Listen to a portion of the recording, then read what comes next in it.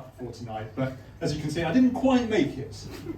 I did go. I thought about the last time I went to have my hair cut. It was a few weeks ago.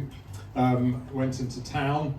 I meant to get a coffee. There's a new Mexican French fusion place they've opened, Cafe Olé Olé. I can get chili flakes on my cappuccino. Alternatively, there's the dodgy espresso place, a shot in the dark, or the incredibly expensive Bean Had. I left the. It's nice you got it eventually. I left the coffee at that point and went to the barber, and it was a new guy, and that's always a problem for me because there are two conversations that I will inevitably have. The first one is about being blonde. It's not easy being blonde. It's not easy being a blonde man. I was watching from the back, and I can see there are a few blonde ladies out there, and that's fine. That's fine for you. Us blonde men, we only make up 1% of the world's population. Think about it, Africa, India, China, South America, and it's not that common in the UK. We're clearly a genetic mistake.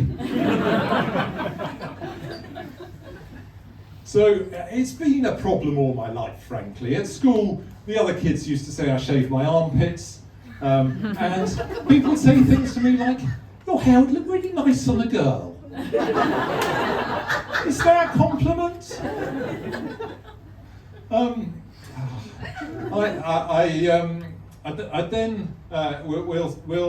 We'll sit down and in the chair, and I'm thinking, well, what else about being blonde?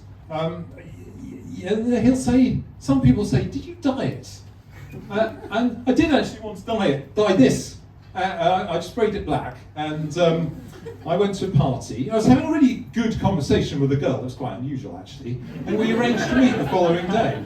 So I went home, had a shower, turned up. It was like I'd infringed the Trade Descriptions Act. It's kind of, I'll do anything for love, but I won't do that. The only person who genuinely seemed to like blonde men was Hitler. He's really not my type.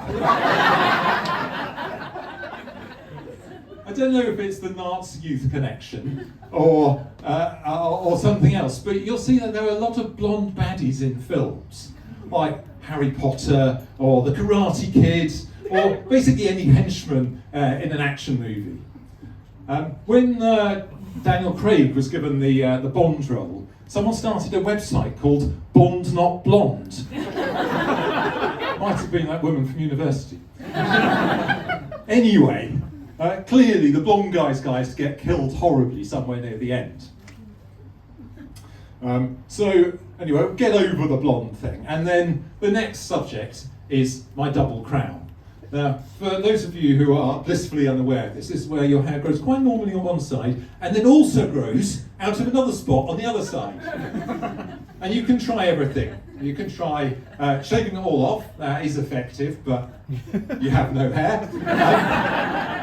Or you can try hair gel, then it feels like half of it's going the wrong way. Basically, it's a sort of guinea pig look for life.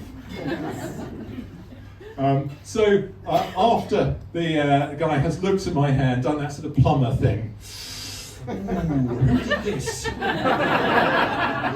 And then back where you started, he bodges it up as well.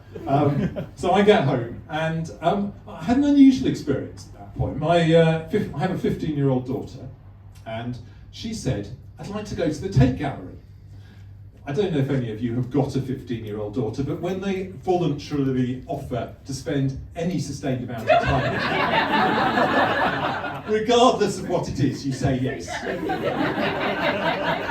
So we go to the Tate Gallery, and I spend the first room, and I'm sort of looking at the little signs and putting everything in sort of the historical context. And by the time we've got to the end of room one, I'm quite impressed by my increased culturalness. And I look at the sign on the wall, and I see that there are 26 more rooms. And Martha is clearly determined to do them all. So I'm traipsing round the gallery after her. And I have this disturbing experience of realising what it's like to be a child dragged around an art gallery by someone more enthusiastic than themselves. By being dragged around an art gallery by my daughter. Anyway, we're getting close to the end, and we're sort of rounded some large rocks, which on closer inspection are a reclining nude by Henry Moore. And we get to the Turner section, and clearly this is the finishing act. I get a second wind. So I'm back to reading the documents, the things on the wall, and that thing about, Turner rose from obscurity to being one of the celebrities of his day, and kind of how brilliant he was. And I'm thinking, I should be impressed by this, but I'm going, he was in the right place at the right time. Things were laid out for him. And I'm thinking, well, how can I be jealous of an artist who's been dead for 200 years? And we see the paintings that he did of early fantasy landscapes, and the palette left, still with a paint on it for posterity. And tiny weeny paintings that were done with a single squirrel hair. He didn't actually say why the squirrel was single, but I guess marriage can be tough, even for squirrels. Anyway, we eventually leave the gallery and step outside, and I'm really excited to see the Tate's food truck sat outside, and I'm not ashamed to say I was very happy to order my Van Gogh. I'm sorry, I couldn't resist it.